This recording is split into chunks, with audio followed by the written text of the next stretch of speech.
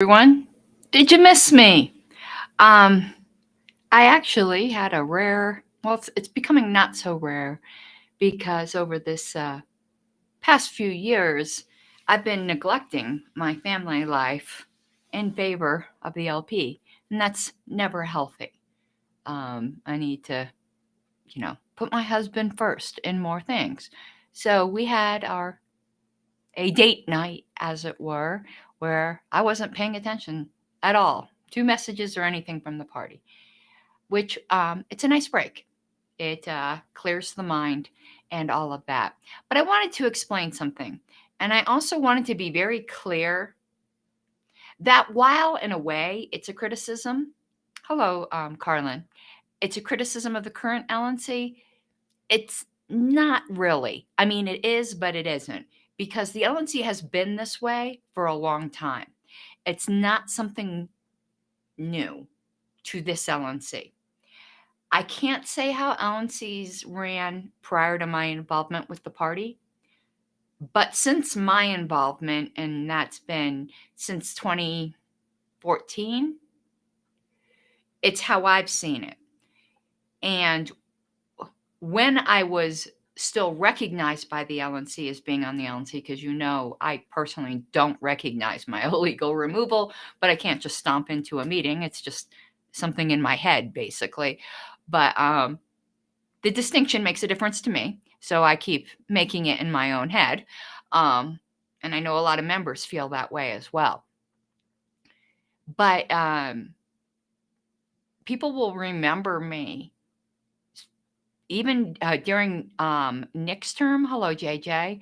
And I actually never had an opportunity to complain about this during Whitney's term. I certainly complained about it during JBH's term. And JBH promised me things would be different, and they never were. And that is the strong chair versus the weak chair model.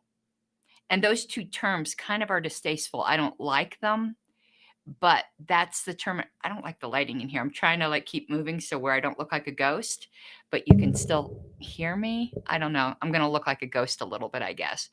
So let me explain. There was an email on the list today where the current LNC chair was justifying her use of using the LNC General Counsel to fight against the party's own membership.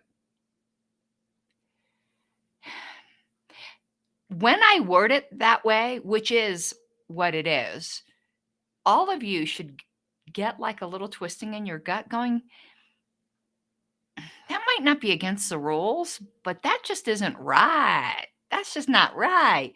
And that's exactly it. It's not right. It's not technically against any rules. But any reasonable person who isn't just trying to defend themselves at all costs will know that's not right. I paid for this guy. Almost 300 members that signed the petition paid for this guy. Now, I want to be clear. I mean, maybe in a small way I'm blaming him, because I could just tell you, me personally, and again, not because of any legal, ethical obligations or anything like that. Me just personally, as a matter of personal ethics, I would have refused even if that meant I got fired. Just wanted to let you know. That's my personal ethics.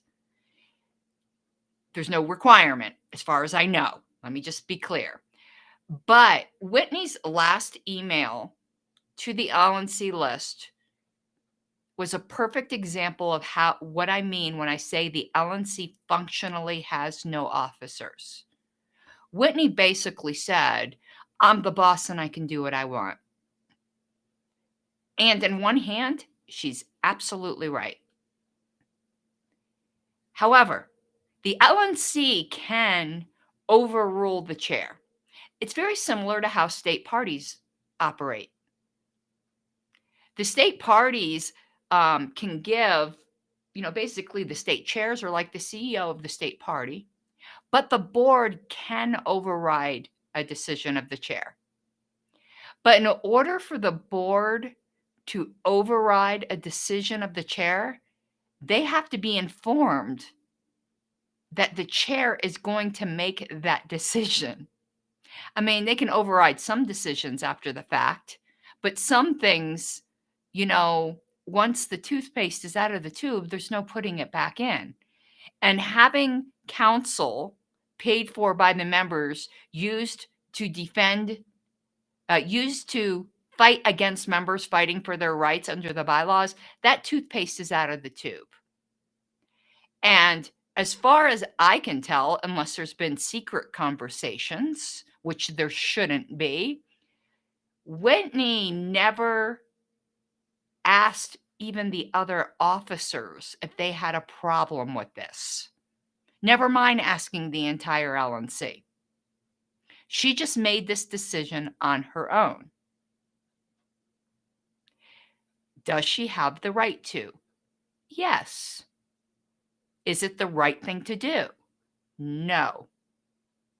Unless there's an emergency where you cannot inform your officers of a very important decision you are going to make, a good chair, in my opinion, you can disagree, will at least inform their officers that they are about to make this decision, to let them know and to give them an opportunity to object, because the chair is not the king or queen of this party.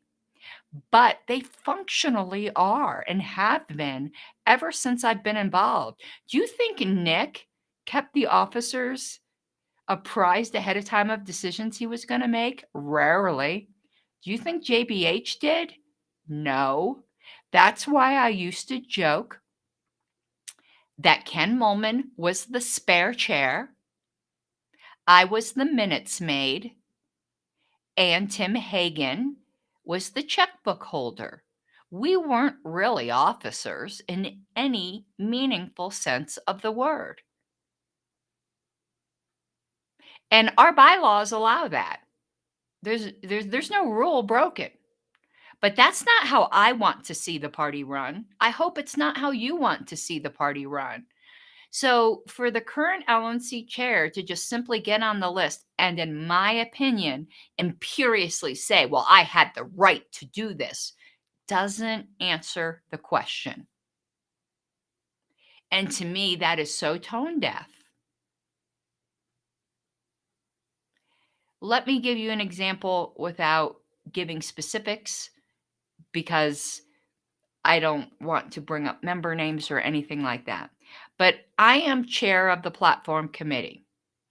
There were some decisions I was about to make. I let the vice chair and the secretary of the platform committee know ahead of time where I was going, what I was thinking, so that they could tell me if they objected or give me advice. Maybe that's not the best call. Was there any kind of obligation even on a committee to do that? No. But that's what a good chair does. A good chair doesn't just go, respect my authority. They just don't, even if they can. And that's basically what's gone on with what I'm calling Attorneygate right now. Everyone, seems to be circling the wagons about how they were allowed to do this and how the chair was allowed to do this. And the funny thing is, I've never disputed that she is allowed to do this. Doesn't mean it's the right thing to do. It's incredibly insulting to the members. It's incredibly tone deaf. And the replies weren't good. Sorry, they weren't good. Whitney would have written better replies, in my opinion.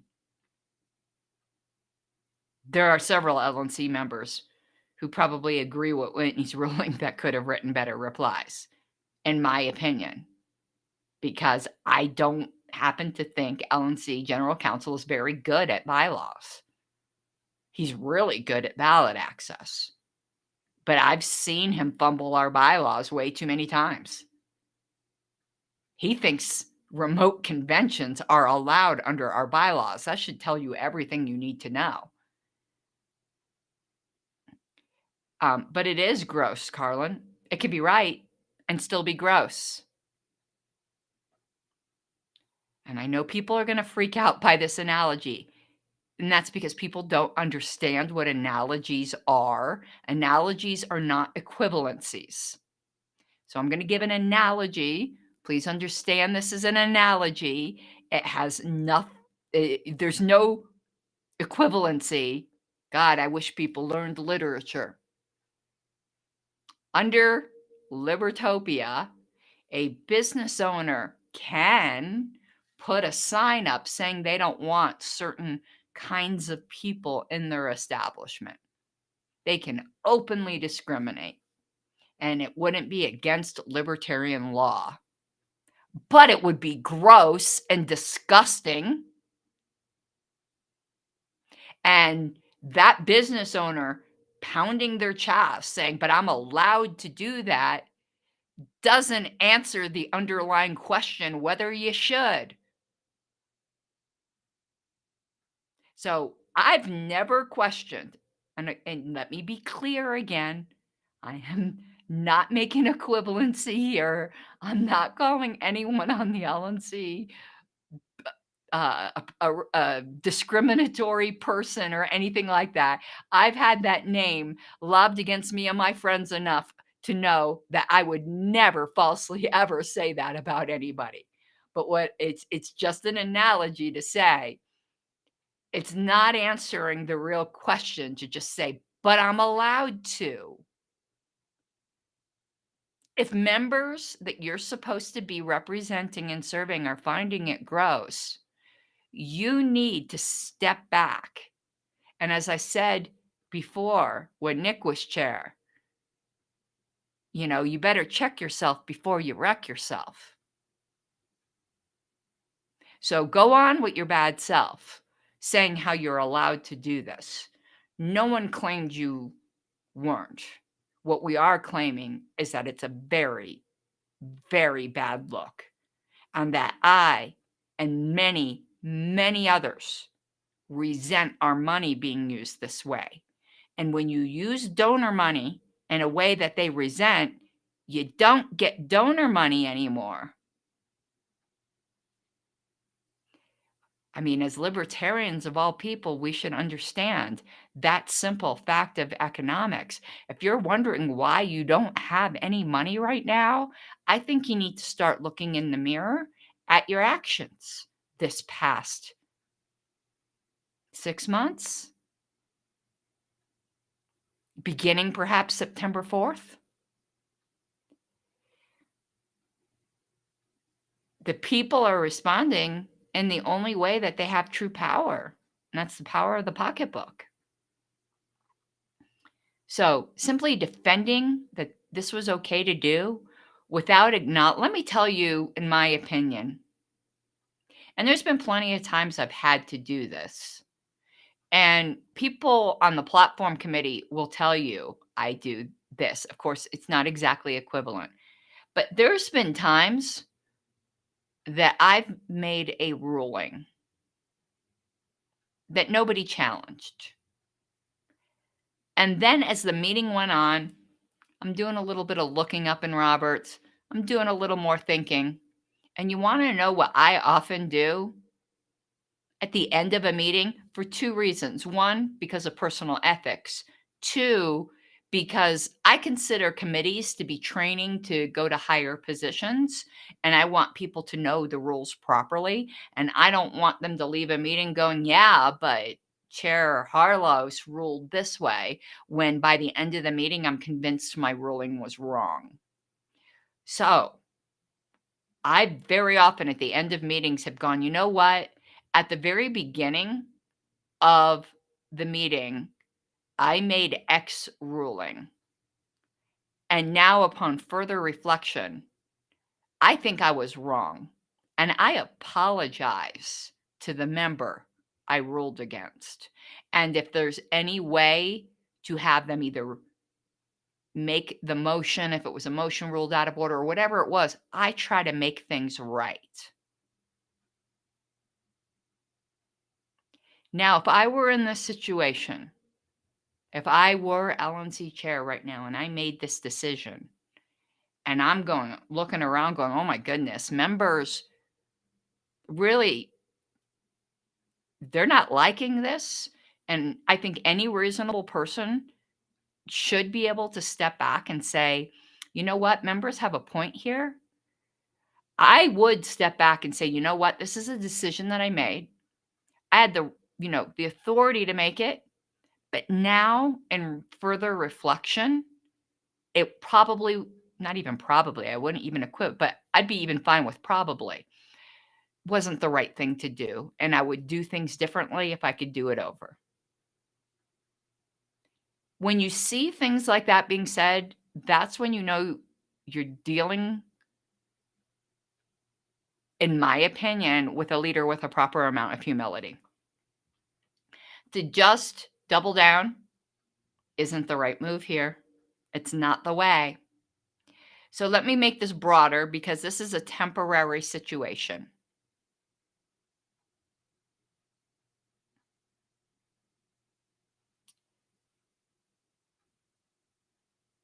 Yeah, and yeah, I'm looking at some comments that are still here from my earlier stream. I see about the LNC members' comment that blamed members for exercising their rights under the bylaws. My God. Um, but let me broaden this out. What I'm hoping to see in the future, not just the next term, but future terms. And perhaps this is going to require a bylaws change for future terms. Everyone knows I support Angela McArdle. That's not a secret. I don't think she'll behave this way, or I wouldn't be supporting her. But we don't know how future chairs are going to behave. And perhaps this requires a bylaws amendment. But if there's time, a good chair will consult at a minimum with the officers, ideally with the entire LNC, or at least make them aware of a decision they're going to make to give them an opportunity to make a motion to overrule that. Otherwise, we're dealing with a chair who thinks they are ruler supreme and not part of a committee, which is how this party has been run for a long time. And not only is that not fair to the rest of the committee, it's really not fair to the chair, believe it or not, for me to say this. Because I've often pondered, like, I know new people don't believe this, but there was a time when Nick Sarwark was the most popular person in this party. How do you go from being a hero, like the top of the hero list, to being a zero so quickly and such a drastic change? And I think part of it is the power and pedestal we put our chairs on. And they're just human beings. And they have to carry a lot of weight on their backs. And when things screw up, all the blame goes there too. So while I'm not absolving Nick of all his shitty behavior, we kind of set people up for that in a way. It's almost like I always relate things back to religion. Sorry, not sorry. I used to be the member of a mega church in Florida, the biggest church in Florida, Calvary Chapel, Fort Lauderdale. And we had a very charismatic preacher. Boy, was he good. In fact, he was so good and so charismatic that when the church couldn't let out ahead of time if he was taking a Sunday off because attendance would drop in half. People were going there for him, not for the services. And Calvary Chapel has what they call the Moses model of leadership. And I think we kind of have that in a secular way in the LP. and it sets people up for a great fall. So, what happened in Calvary Chapel, Fort Lauderdale? You have this man that's adulated by everybody and treated as a demigod. And then you find out he's screwing around with ladies in the congregation. And he falls hard and is defrocked and stripped of everything and loses his wife and his family. Now, I'm not absolving him of responsibility, but also he's just a human being. And to put a human being in that position, it's a recipe for disaster. And we kind of do that with our party chairs. And it's not the best thing for the party, but it's also not the best thing for the chair.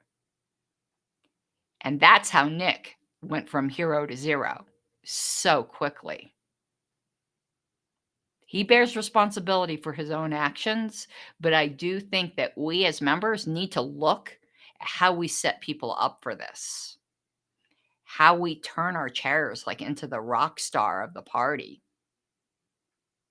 Because there's something about human nature that loves to make people stars and then crush them. I don't know what it is about our nature, but we've seen this happen so many times. We all can think of multiple examples. Like it took me 1 second to think of that pastor, but we could all think of celebrities or movie stars that have happened too. We love to create our idols and then crush them. And it's better not to put people in that position to begin with, to spread it out. And with many elected minds, hopefully you come to a better decision that more accurately reflects the party. So I do think the LNC culture functionally needs to change voluntarily. And if it can't, there needs to be some bylaws changes that moves us away from the strong chair model. But a good chair, even if they're allowed to be a strong chair, won't do it. They'll see the danger.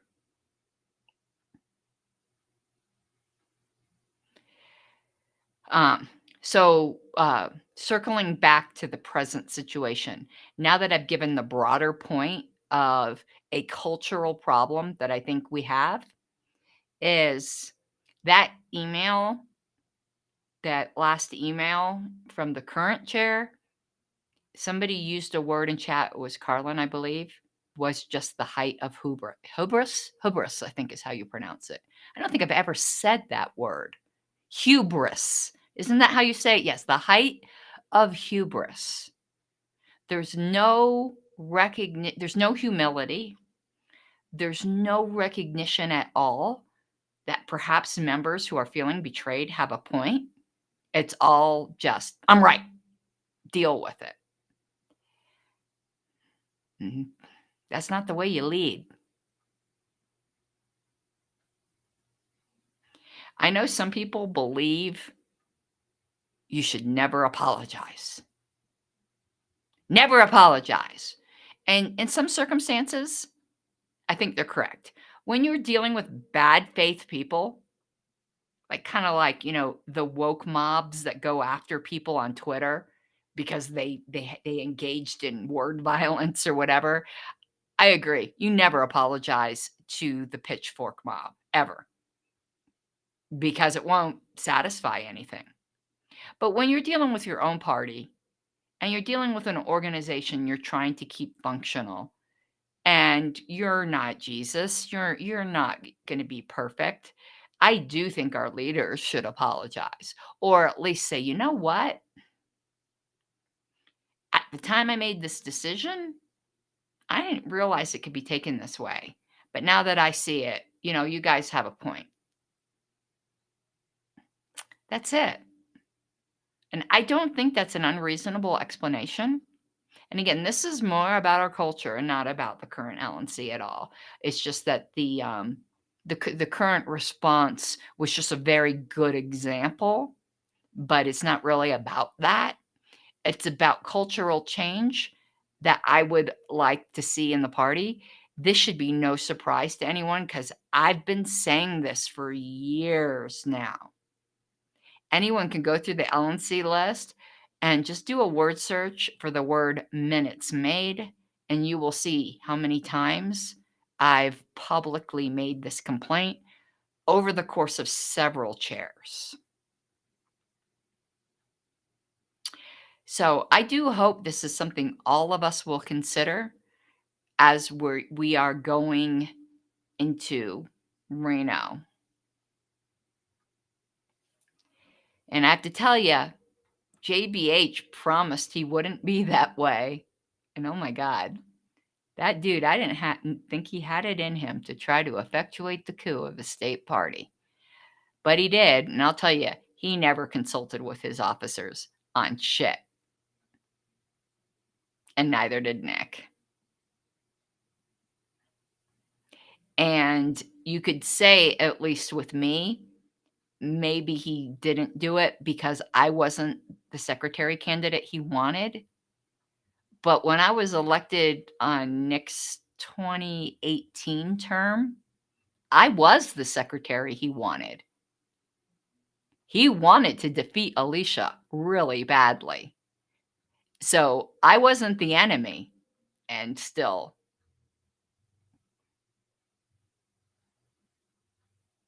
So, yeah. So it has nothing really to do with factions or who you would like. It's a cultural problem that we really need to fix. And hey, it's a way of decentralization in a way. It's a mini model of decentralization in the LNC itself, not to concentrate all power in the chair. But the chair does need to have the power to make a decision when there's no time to consult with the LNC. But this isn't one of them. The LNC, the LNC members, I can't tell them how to feel, but I could tell them they would be very reasonable to feel very, very blindsided by this whole thing because they were not told and they should have been. This was a unilateral decision by the current chair, and that's not the right thing to do. Over and out.